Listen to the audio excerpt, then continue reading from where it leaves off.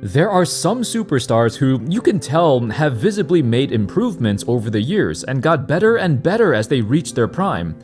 Missed the shot, Shea out of the pack. Put his head down, attacking Kennard. Bounces right off the rim and bounces into the slam. There are other superstars who saw the complete opposite. For one reason or another, their careers have derailed into a downward spiral, usually due to injuries or outside factors. In this video, however, let's take a detailed look at 5 of the most confusing stars in the NBA. Stars who experienced a sudden change in playstyle or a sudden change in their role, for better or worse. And they look very different than before, so what changed? Why did they change? Let's take a look at the league's most confusing stars. But before we start, folks, let me introduce you to Raycon's Everyday Earbuds, the perfect gym buddy, coworker, or phone call companion that offers premium audio wherever you go. This is their latest model and it's better than ever, sporting a 32-hour battery life and multi-point connectivity that lets you pair 2 devices at once. But here's my favorite feature, active noise cancellation, which is hard to find at a reasonable price, but Raycon has it. So when I'm vacuuming around the house or doing other chores, I can zone out and listen to the music and sounds I want to hear. It's definitely my favorite feature. Raycon's Everyday Earbuds come in a variety of shapes and colors to suit your style. This is my favorite, forest green earbuds with a Galaxy protective case. It also charges super quickly. 10 minutes of charging yields 90 minutes of battery life, which is crazy good. I also love how well they fit into my ears, and the fact that they're sweat resistant, so I never worry about damaging them while doing intense physical activity. Go to buyraycon.com/hoops to get 15% off site-wide. Brought to you by Raycon. The 2024-25 season has become Trey Young's worst season in terms of shooting the ball. Out of every player who takes at least 8 threes a game, Trey has sat at the bottom or near the bottom in percentage all season long, hitting them in the low 30s. It's also the lowest scoring season since his rookie year, and yet this is the season where he has the highest positive impact on his team since he came into the league. The Hawks have a net rating of +3 with him on the court, but -9 when he's off, a +12 net rating swing. Despite his awful shooting splits in an era where offense is at its absolute peak, you'd expect Trey to be a hindrance to his team now that his shot has fallen off drastically. Well, his improved impact has actually been due to his passing. Among all the criticism of Trey over the years for his shot selection, what gets glossed over is the fact that he's a top 5 passer in the league, and for the first time ever, he leads the league in assists. Effort, that's there. Another second in the league and steals and up at the rim. With his incredible vision, the rest of the roster around him has benefited greatly. In particular, guys like Jalen Johnson and DeAndre Hunter, who are having the best season of their lives. Trey's uncanny ability to set up his teammates in the perfect position is ridiculous. He even makes guys like Clint Capella still relevant, even though I'm sure most folks forgot he even existed after he left Houston.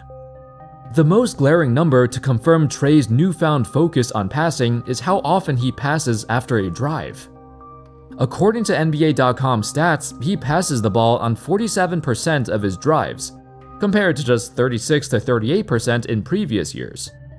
Since Trey is one of the worst players in the league at finishing at the basket, this indicates he's making better decisions now, preferring to find a better shot for his teammates than taking his usual tough, contested looks that he rarely hits anyway.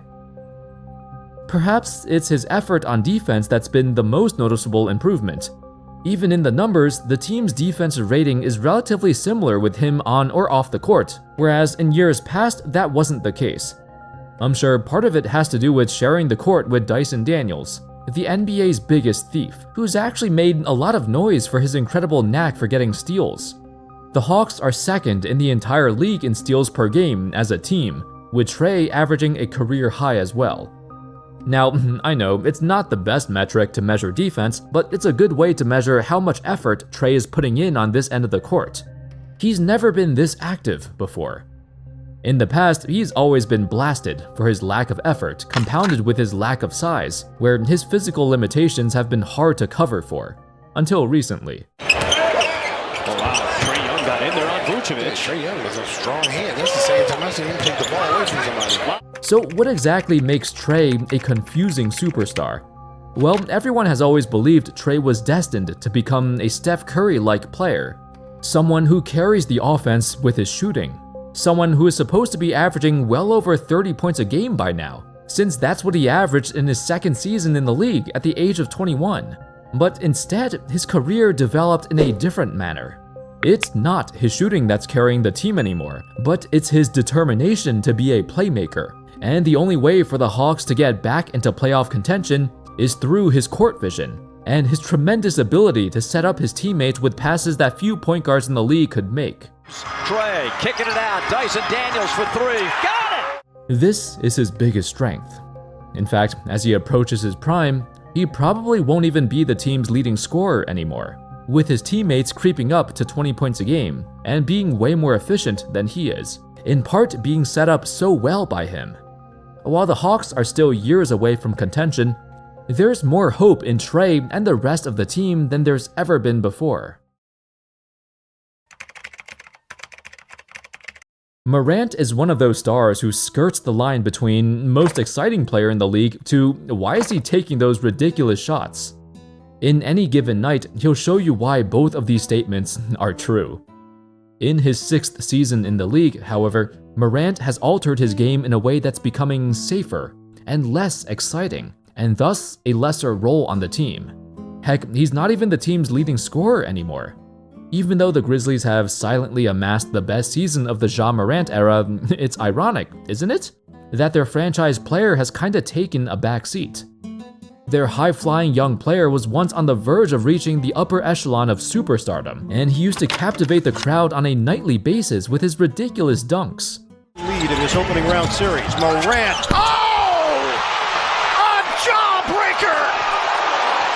Oh yes, it was those dunks that elevated his name among households across the country. That and, his off-court escapades. Nevertheless, nobody has seen a player of his size be so fearless, and shall I say, reckless when it comes to his playstyle. While that same recklessness is what endeared the fans to begin with, Morant realized it wasn't sustainable.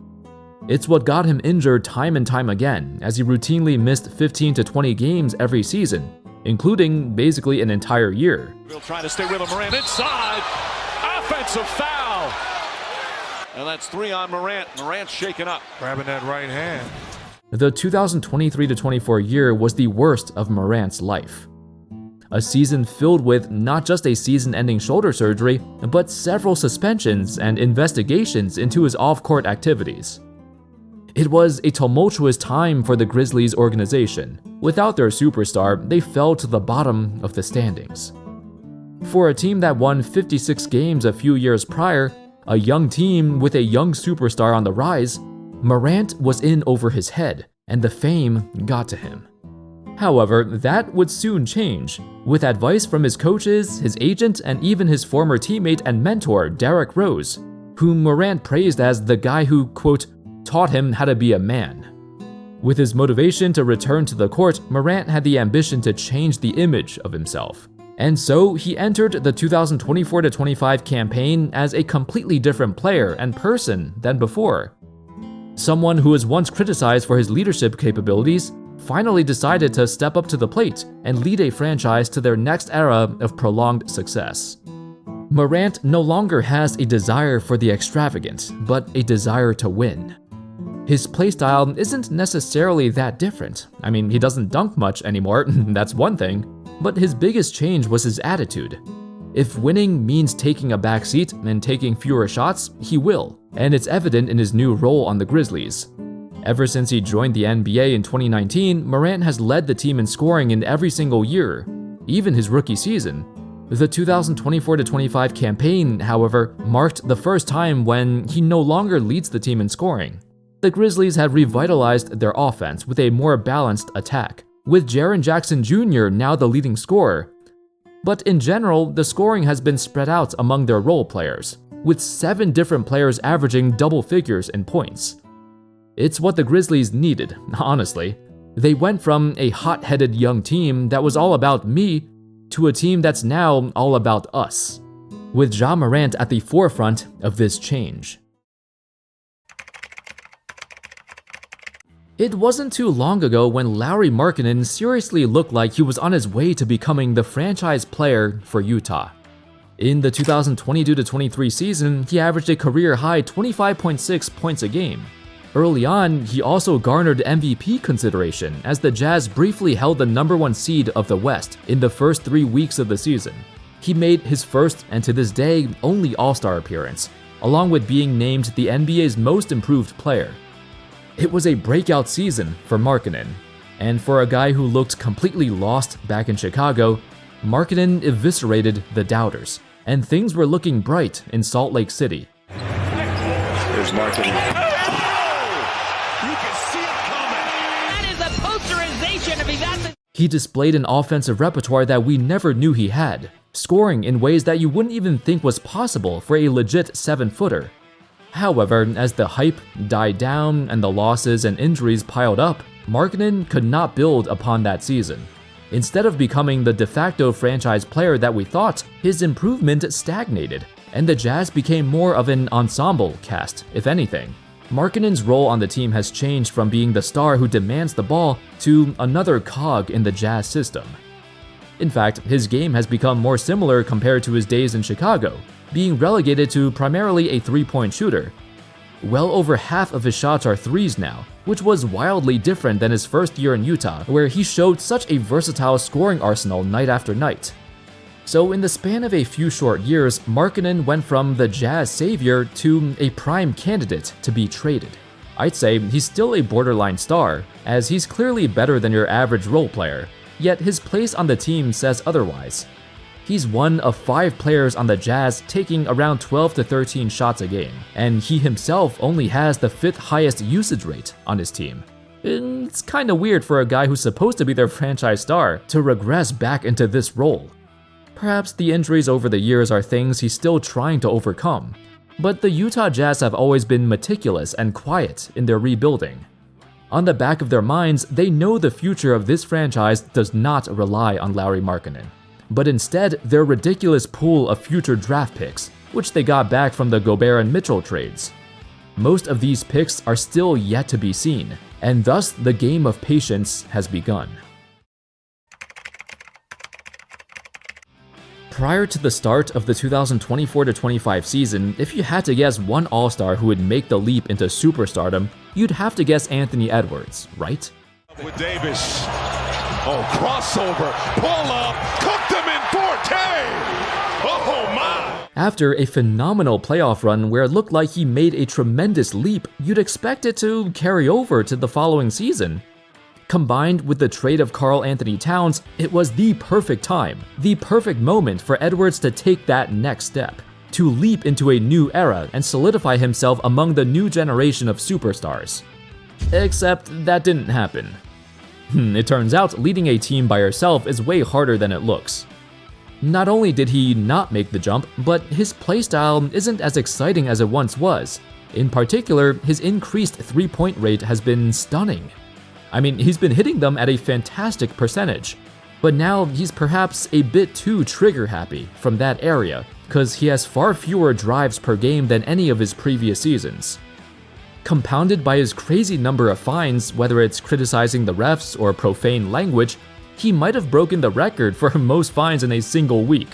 Not the kind of record you want to see him break. This has spurned questions of his role as a leader on the Wolves. You can't have your star player be distracted like this, as there's many more problems with the Timberwolves on the court that needs to be addressed. Like how they blew their best team in decades by trading away Towns and getting Randall, who's exactly the same player he was in New York. When he's on, he's as good as anybody. When he's off, which is quite often, he's a basketball terrorist. For Edwards, his change in playstyle mirrors the direction the NBA is heading towards. However, for him, his biggest strength has always been his ability to break down the defense with his speed and athleticism. By settling for outside shots, he's not setting up his teammates as much as before, He's also not drawing as many fouls as much anymore. With the Wolves lacking a reliable point guard, they desperately need Edwards to fill in that gap. Yet this adjustment has been a huge struggle. Nonetheless, he's still an amazing player, and I wouldn't say he regressed. More so, the roster changes have forced him to shake up his game, and forced him to play off of Randle as well. He's never played with a guy as ball-dominant as Randle, so it's still a work in progress. And his increased three-point attempts is a way for him to give Randle more space. The question is, will they see real improvements in their progress? Or are they just waiting for Randle's contract to expire? Bam Adebayo. Let me show you these numbers and you tell me what you think. In his rookie season, Bam Adebayo shot 62% of his total shots at the rim. That was in the 2017-18 season. 8 years later, he now shoots only 23% of his total shots at the rim, roughly 1/3 of what he used to take. Now, what does that tell you? It shows that Bam's place on the floor has expanded outwards over the years. Instead of being just a threat within the restricted area, he's become a multifaceted offensive player that you need to guard from every area of the court. Except, not really. Bam is shooting at the lowest efficiency of his entire career by an enormous margin. As he pivots away from the basket, his percentages have plummeted because he simply doesn't have the touch to go this far out. He's also on pace to shoot more threes than his previous 7 seasons combined. Even Bam, of all players, got caught up in the wave of three-point shooting, and for him, that's not a good thing. Thankfully, Bam is so versatile, he still produces in every other aspect of the game. For example, his rebounding is still there. His passing ability is the most underrated aspect of his game. He could make passes that only a handful of centers could do. And defensively, he's still an All-NBA defender. Though his scoring has been a sore spot on a Heat roster that looks quite volatile, with a chance they might blow it up and go in a different direction. I don't think anyone expects him to carry the load offensively, but it wasn't too long ago when he was a 20-point-per-game scorer on elite efficiency. So this drop-off is especially concerning for a team that looks lost. It's a mystery that even Erik Spoelstra admitted, quote, "It's something that can't be explained. He's built a career being able to make those shots and make those look easy." Even Bam himself admits perhaps he's overthinking his shots way too much. Regardless of what the cause is, Bam's offensive game has been the beacon of inconsistency, especially in the playoffs, where sometimes you think, how in the world did this guy used to average over 20 points a game with a bag as limited as his? Anyway, those were 5 of the most confusing NBA stars. Let me know your thoughts in the comment section. Do you think these players changed their games for better or worse? And can you think of any other players who've also altered the way they play? Let me know in the comments. Thank you all so much for watching. I hope y'all enjoyed the video. And of course, as always, I'll see you next time. Peace.